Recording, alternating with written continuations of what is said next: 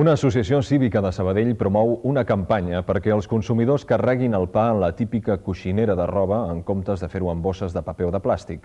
L'ús cada cop més freqüent de bosses de plàstic comporta un problema ecològic, ja que aquest material no és biodegradable.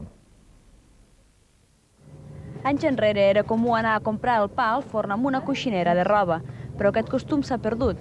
Actualment la gent prefereix embolicar la barra de mig o el pa de quilo amb un tros de paper o una bossa de plàstic. És precisament el consum desmesurat de bosses de plàstic el que ha dut a una associació de Sabadell a impulsar una campanya a favor de retrobar el gust per anar a comprar el pa amb coixinera.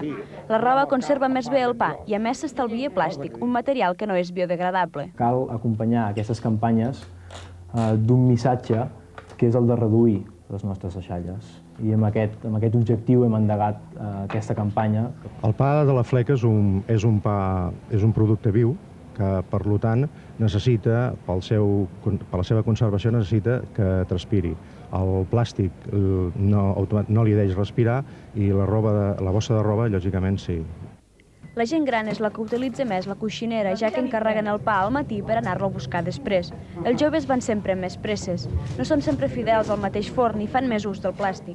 Sempre em donen després bosses de plàstic i vas emmagatzemant bosses i és una passada. Tens la casa plena de bosses. Sempre amb la coixinera del pa des de quan era petit. Per què? Creu que és millor que amb la bossa? Jo crec que és més higiènic. Bueno, és els que la tenim neta sempre, oi?